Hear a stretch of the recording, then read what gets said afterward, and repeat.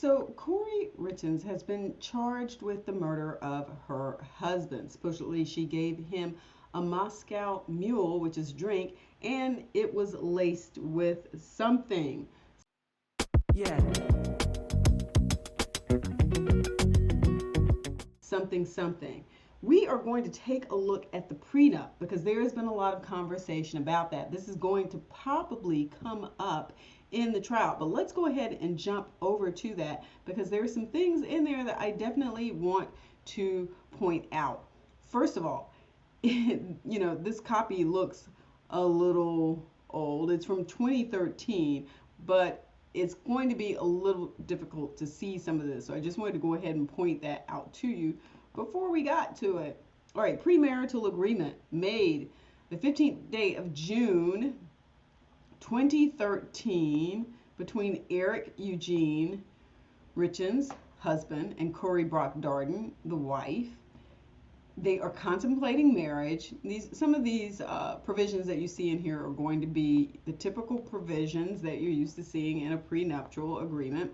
Disclosure by husband. Husband has substantially disclosed to wife the nature, extent, and value of his property, including interest including without limitation his present and potential income from various sources, including without limitation his business and investment interests. Disclosure by wife is pretty much the same thing, just saying she has disclosed everything also.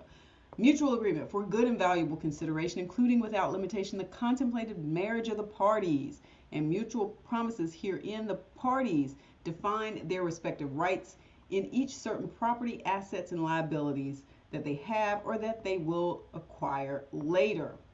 It says the parties acknowledge to each other that each does not now have, possess, or claim any right or interest in the present or future income, property, or assets of the other, including but not limited to the business known as C&E Stone Masonry LLC.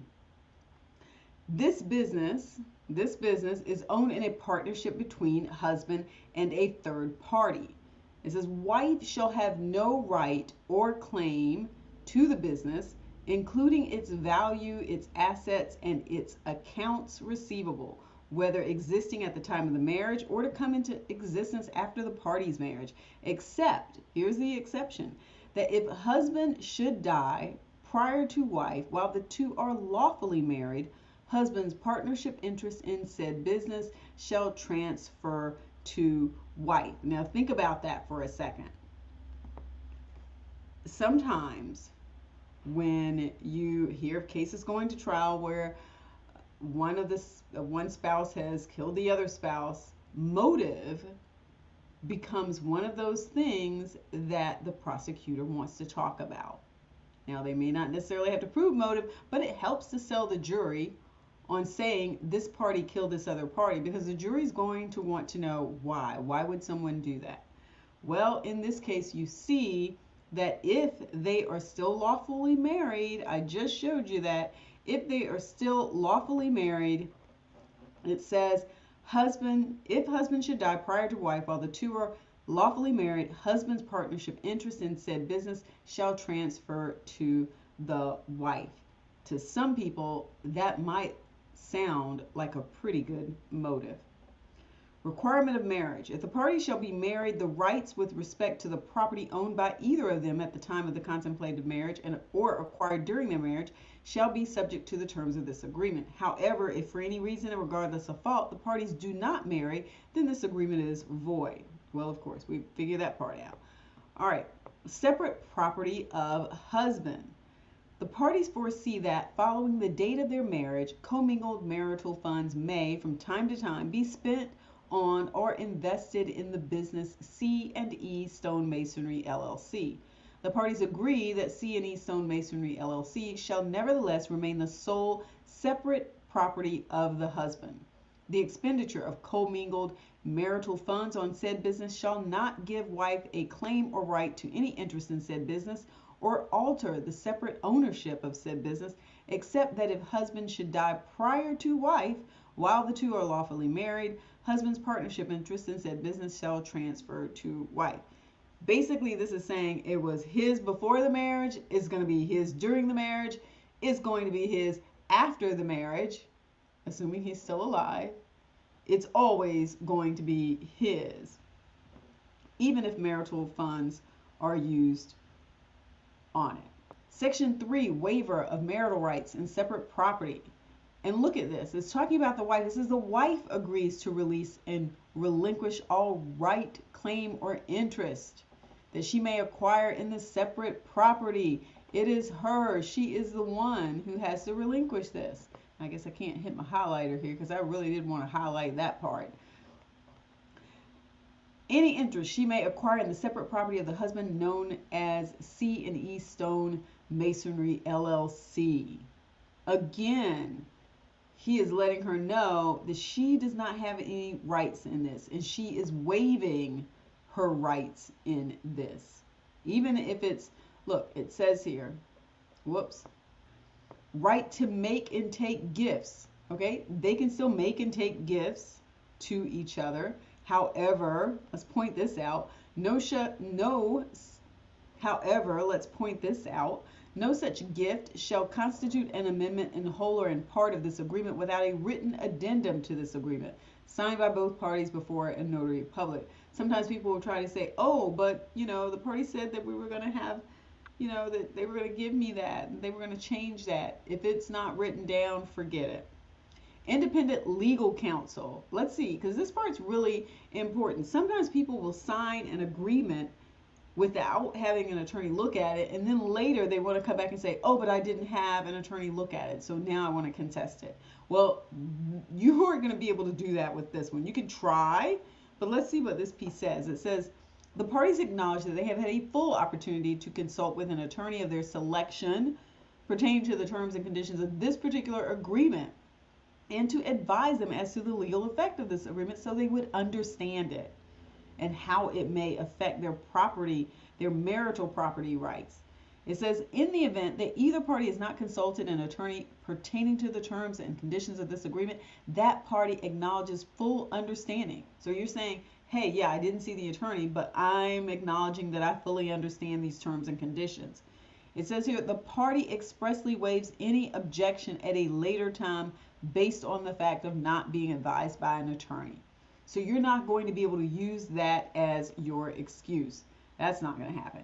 And then we have all of the miscellaneous provisions that we're used to seeing in contracts, because this is basically what this is, a contract. The state laws of Utah are going to be the ones that guide us here. Severability. If any provision of this agreement is found to be invalid or unenforceable, the remainder of this agreement, guess what, shall not be affected and shall be enforced to the maximum extent possible under law. This agreement is going to be binding, not just on the parties, but their successors, administrators, their assigns. These titles that you see here are just for convenience. And then it says here, waiver in general, no failure by any party to insist upon the strict performance of any covenant, duty, agreement, or condition of this agreement shall constitute a waiver. So, and I tell people this sometimes because people will say, oh, but they let me do it before. Well, that doesn't mean that I have waived a provision requiring you to do it every single time. Just because I said, hey, you can come in late, and I'll be okay with it. That doesn't mean that I'm now saying that I'm not going to fire you, because I'm going to fire you because you were late. Then we have the signature pages. Then we've got an exhibit here. Here's the exhibit showing this separate property of Eric Richins. It says, this is a summary of assets and debts of the husband. Values are estimated. The intention is to give a fair, reasonable, and adequate disclosure of assets of the husband by category. You've got the business there. Net equity, $2.5 million. And then you've got some equipment listed here. That probably gets us up to, over 100,000 there. Then we've got the wife. Exhibit B, summary of significant separate property of wife. I don't see anything listed here. And then a listing for the debts. I don't see anything there. It says additional information concerning separate property of wife. Exhibit C, future separate property of the parties. And there you have it. So this one page gives you a little bit of information regarding, again, motive. If you're wondering about motive, then here you see that he had a 50% interest in C&E Stone Masonry LLC. The net equity there is $2.5 million. Now think about this. This was prepared back in June of 2013. It is now 10 full years later, and I would suspect that those numbers have changed. They might not even own some of this property listed here, and they may have purchased more property. So it'll be interesting to see when this goes to trial if there's a full accounting of what she would have received upon his death, since she still would have been lawfully married to him and under this agreement would have likely received his portion that he owed. Now, there has been some conversation, and I'm going to have another video on that because I really am just going over the prenup here. There has been some conversation that there were some changes made in some things, and that his actual will was changed to his family from his wife, because again, he had some concerns about their relationship. At least this is being alleged. So hopefully this brings you up to speed with what was actually in the prenup. I'll probably do some shorts on it just to sort of break some of these pieces down. But now you know. Go ahead and give the video a thumbs up. Don't forget to subscribe. Don't forget to hit the notification bell so that you can keep up to speed as I'm bringing you more information about this case. Peace.